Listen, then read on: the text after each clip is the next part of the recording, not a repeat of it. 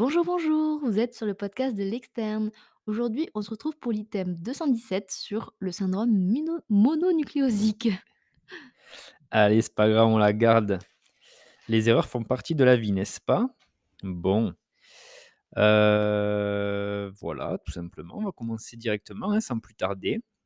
Bon, j'enregistre, il est un peu tard, je suis fatigué, mais bon, pour vous, il est vendredi matin, le week-end se profile et ça fait plaisir à tout le monde. Donc, on va commencer, une fois n'est pas coutume, par la définition du syndrome mononucléosique.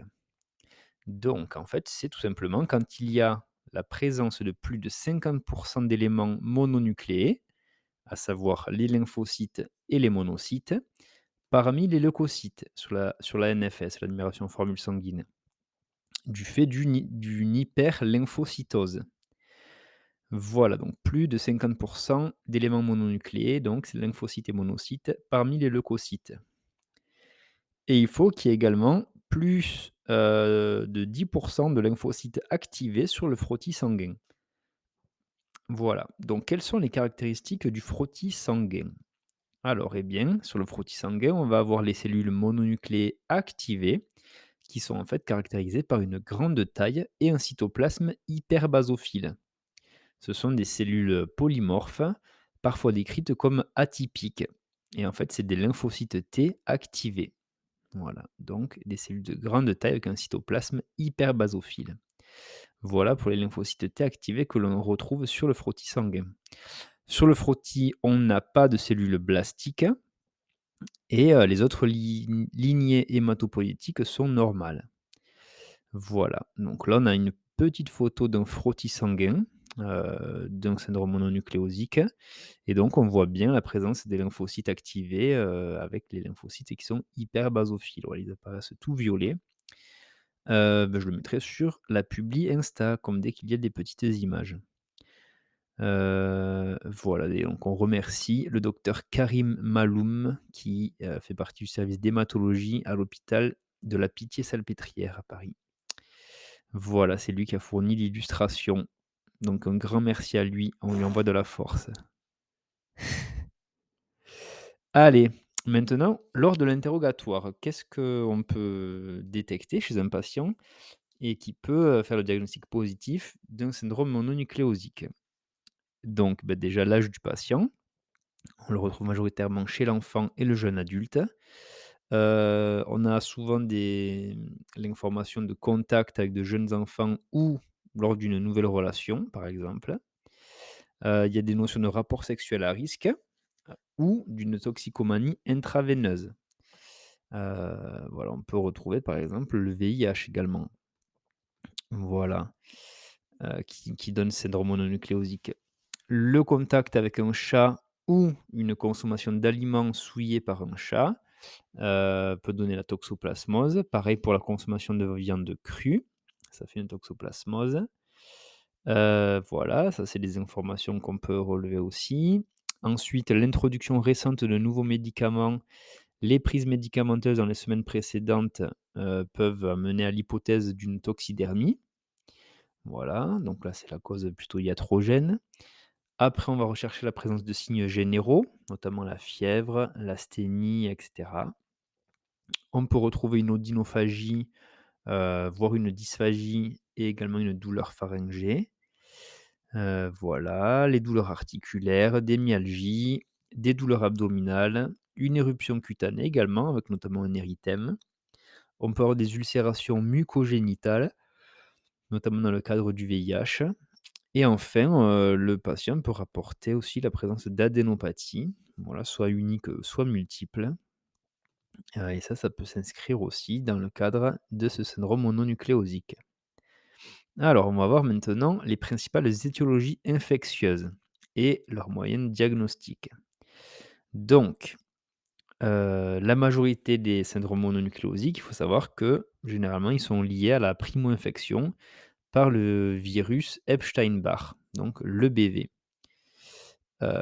Donc on va commencer par voir un petit peu la primo-infection AEBV, plus en détail. Donc ça représente 80% des syndromes mononucléosiques, ce qui est énorme. L'EBV, donc c'est l'agent infectieux qui est responsable de la mononucléose infectieuse. qu'on appelle également MNI. Voilà, et il faut savoir que la primo-infection à EBV, elle est le plus souvent asymptomatique.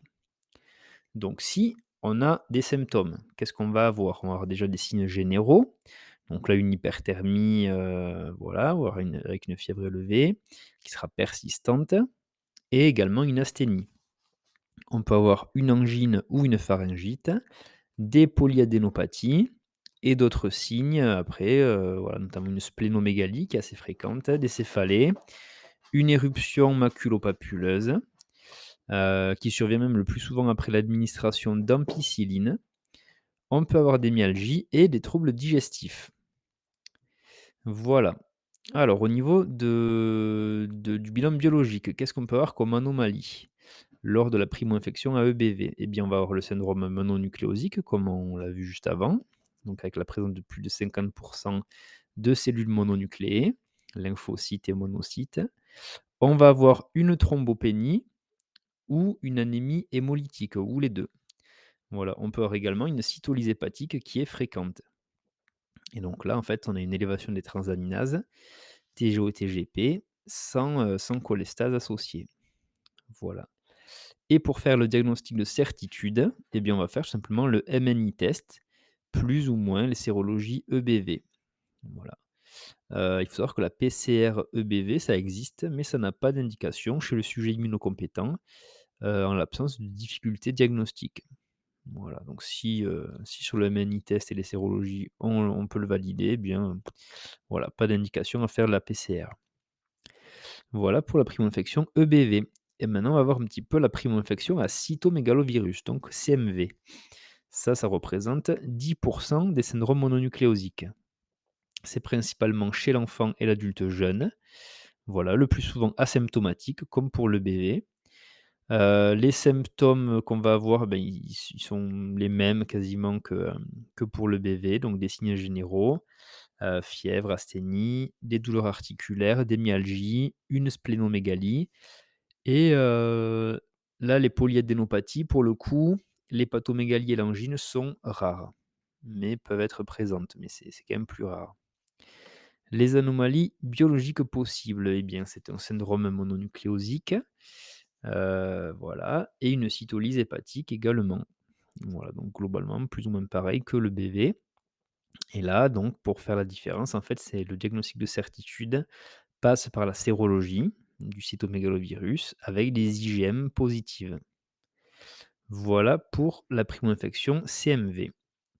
Maintenant, la toxoplasmose. Donc là, bon, mais ça peut faire un syndrome nucléosique aussi.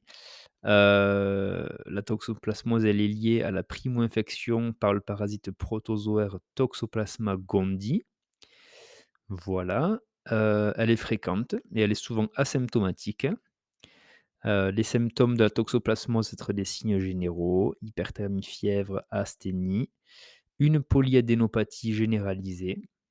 Voilà, bah, comme pour tous les autres, mais on a un peu moins de signes, tout ce qui est splénomégalie, on l'a pas, on va pas avoir les angines, et cetera. Le diagnostic de certitude, lui, se fait par la sérologie toxoplasmose, tout simplement, et donc là, on aura une positivité des IgM anti-toxoplasmose en l'absence d'IgG. Voilà pour la toxo. La primo-infection AVIH maintenant. Donc là, en cas de symptômes, on va avoir des signes généraux, hyperthermie, fièvre, asthénie, les douleurs articulaires et les myalgies, la polyadénopathie généralisée. Donc ça, c'est ce qui est en commun avec toutes les autres. On peut avoir une angine ou des ulcérations muqueuses buccales et génitales. Donc ça se différencie un peu des autres. On peut avoir une éruption maculopapuleuse avec un érythème. On peut également avoir des symptômes neurologiques et donc notamment une méningite lymphocytaire, une encéphalite et une mononeuropathie. On peut trouver ça dans la prime infection AVIH. Et ensuite, on peut également avoir la splénomégalie. Voilà. Et là, pour le coup, à la différence des autres, la primo-infection est souvent symptomatique, puisqu'il y a la moitié des patients qui présentent ces symptômes-là. Voilà. Donc dans la primo-infection VIH, les anomalies biologiques possibles, eh bien, ça va être le syndrome mononucléosique. Et donc là, il faudra savoir prescrire, et analyser le frottis sanguin pour retrouver les fameux lymphocytes T activés. On pourra avoir la thrombopénie, la cytolyse hépatique et on peut également avoir d'autres anomalies comme, l'hypergammaglobulinémie polyclonale, voilà, sur l'électrophorèse des protéines sériques et on peut avoir également une méningite lymphocytaire. Donc là, beh, sur la PL, j'imagine, eh bien, on aura, une lymphocytose. Pour faire le diagnostic de certitude du VIH, enfin de la primo-infection VIH en tout cas, ben, on va faire une PCR du VIH qui est associée à une sérologie du VIH toujours avec une détection combinée de l'antigène P24.